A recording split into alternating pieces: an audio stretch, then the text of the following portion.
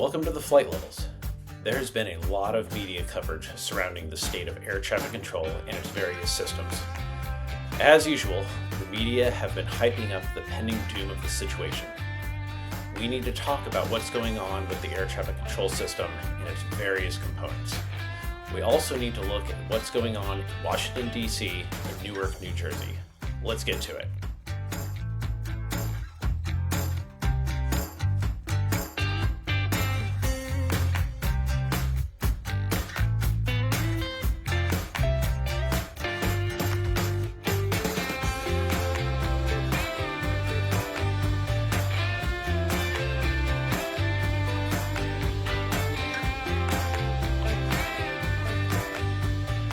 Let's start by taking a look at some news stories from this year.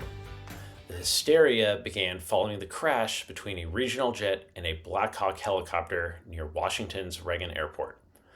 On February 27th, Andrew Tangle of the Wall Street Journal wrote, "Duffy said he could ask Congress to fund updates to the technology underpinning the nation's air traffic control system, pointing to its reliance on decades-old copper wire, floppy disks, and phone jacks.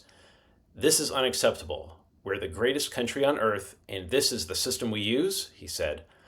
"I don't want to see people lose their lives because we have an air traffic control system that fails."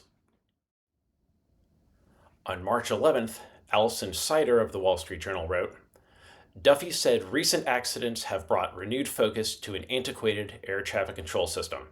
It has to be upgraded," he said. There have also been some major delays at Newark Airport resulting from equipment failures. On May 2nd, Andrew Tangle, Alison Sider, and Catherine Hamilton of the Wall Street Journal wrote, "On Friday, Transportation Secretary Sean Duffy said he visited the FAA facility in Philadelphia that oversees Newark airspace to talk with our hardworking air traffic controllers as officials work to fix equipment outages. It's unacceptable," Duffy said on X. "We are working to harden the system, but this is why it's critical that we build an all-new air traffic control system." Wow, that sounds terrible. Reading those stories, I would have concerns as well. Let's talk about how air traffic control works in the United States. First of all, the use of the term ATC system has been overused. There are many specific systems that help a flight get from one airport to the next. When people say an antiquated air traffic control system, they are taking a shot at the whole thing, which is a bogus statement. If we want to throw shade on something in particular, like Newark TRACON, then by all means, I'll probably join you. But the whole system is not broken, nor is it even close to failing. Here's why. The fundamental thing keeping aircraft and passengers safe is humans, not technology, humans. We have humans in the cockpit flying each aircraft. One of the first things pilots learn in training is FAR 91.3, which is responsibility and authority of the pilot in command. It essentially spells out that if things aren't going right, the pilot needs to do whatever they need to do to ensure safety. And I guarantee every pilot, whether in the airlines, military, or just a civilian, knows this and follows it. Separation between aircraft is also performed by humans. To simplify the concept, separation can be ensured by a controller who assigns altitudes and heading to aircraft. Separation responsibility can also be transferred to a pilot. Either way, a human is in charge of the separation. When there is some sort of technology outage either on the ATC side or on the aircraft side, the methods of separation were never lost because the technology was never in charge of the separation. For better or worse, humans are not perfect. When separation is lost, it is the result of a human making a mistake. In the event at Reagan Airport in DC, there were no issues with technology on the air traffic control side. There were also no issues with technology on the aircraft side. For those of you who don't know, the evening of January 29th, a helicopter was flying south along the Potomac River in a training flight. As it approached the Reagan Airport, it would have to cross the path of landing traffic by flying between arrivals landing at Reagan. The air traffic controller in the tower advised the helicopter pilot where the potential traffic was. The pilot of the helicopter reported traffic in sight and expressed they would maintain visual separation. The controller at Reagan could have used controller separation to assign an instruction to either the helicopter pilot or to the regional jet pilot. This would have resulted in a delay to one of those aircraft. A common practice that controllers do at every facility, not just Reagan, is to offer pilots the use of visual separation. This is a technique to transfer the separation responsibility to the pilots. Most of the time, pilots love this technique because they do not have to be delayed. Pilots are also generally very capable of safely using visual separation. It appears to me that the pilot of the helicopter clearly accepted the responsibility of separation. When this happens, the controller has no reason to doubt the pilot. As we saw, the pilot of the helicopter ultimately failed to maintain visual separation. That was not due to the failure of any air traffic control technology. It was an unfortunate human failure of the helicopter pilot to not fly into the path of the regional jet. As time has passed since that event, it appears controllers will no longer offer visual separation for helicopters flying near Reagan Airport. I feel this is a reasonable change, as it has been revealed there have been several other incidents in which helicopter pilots using visual separation were reckless in their ability to stay a safe distance from other aircraft. If you can't use your privilege responsibly, then you should have that privilege taken away. At the same time, there have been garbage comments pointing to alleged failures of ATC technology, such as decades-old copper wire, floppy disks, and phone jacks, which are both not true and not relevant to the crash.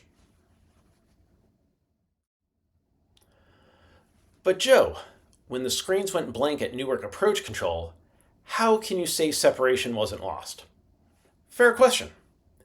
At least when I was an air traffic controller trainee, my trainer slapped a very important concept into me. Every time you issue a new altitude, heading, or route to an aircraft, that new instruction cannot put any aircraft in conflict with another. To put it another way, even if a particular instruction may be temporarily advantageous, if you need to closely monitor two aircraft to ensure separation, you are taking your attention away from the rest of your responsibilities. If you catch yourself doing this, you're doing it wrong. Any controller should be able to stop working at any moment and have every single one of their aircraft under their responsibility be safe for the next several minutes. If controllers are following this philosophy, there are never any aircraft in imminent danger of collisions ever. Let me be clear. I am in agreement that the frequent surveillance and radio outages anywhere in the National Airspace System are unacceptable. At the same time, let's take a closer look at what did work during those outages. We already mentioned that human pilots take their responsibilities seriously. Pilots are very resourceful and will not just think, oh gosh, ATC is gone, I guess we're gonna die today. No, pilots have lots of contingency plans for dealing with many unusual events, including radio failures with ATC. They know how to switch frequencies to either their previous radar controller at New York Center or switch to the tower controller. Pilots also have technology in their cockpit to see where other traffic is. One of the airliner's last lines of defense to collisions is a system called Traffic Collision Avoidance System, or TCAS for short. This system, installed on each aircraft, not only alerts pilots to other traffic, but also provides the pilots with an instruction to either climb or descend to avoid the other aircraft.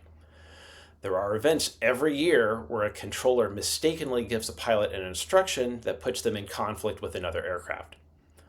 The pilot's TCAS sees the impending situation and tells the pilots to climb or descend, ignoring the controller's instruction. Another new technology pilots have is windows. No, not the operating system, but the literal glass windows around the cockpit. These enable pilots to look outside and see other traffic. This may seem a bit strange, but I assure you this is an effective method of avoiding other aircraft.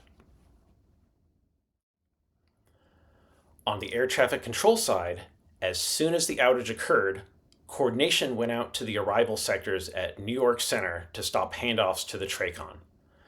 The tower controllers were instructed to stop all departures. The only aircraft directly affected by the outage were the ones already under the control of the TRACON. I realize this was still a significant event, but the drama and exaggeration about aircraft potentially crashing into one another is beyond excessive. Following the outage in Newark, Andrew Tangle got this aspect correct on May 5th. FAA officials said they would slow down air travel to maintain safety. After last week's outages, the agency cut traffic flows into Newark. If there's some issues with equipment, we're going to slow things down or we're going to shut things down, Duffy said. Because though I want an incredibly efficient airspace, when I'm confronted with safety, safety is always paramount. That is exactly correct. And again, please don't confuse my defense of the air traffic control system with downplaying the significance of the midair in DC or the screen outage in Newark. What I am saying is focus needs to be put on specific problems at specific places. The air traffic control system in the United States is robust, redundant, and safe. Efficient depends on your definition. Given the demand airlines put on the system, I would argue it is very efficient. Today, we talked about the concepts of aircraft separation responsibility, whether it is held by air traffic controllers or by pilots. We also talked about the many layers of safety built into the air traffic control system. At the front lines of safety has always been humans. The air traffic control system in the United States has a lot of issues. However, its fundamental building blocks provide an exceptionally safe environment. Thank you for watching.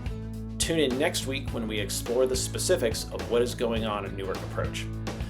Why did this redesign of airspace happen? How did it get so screwed up? Let me know in the comments if you learned anything. Share this with any of your friends who may also want to learn techniques to be a better pilot in the National Airspace System. Make sure to subscribe to the channel and head over to flight-levels.com. Remember, don't just fly, climb to the flight levels.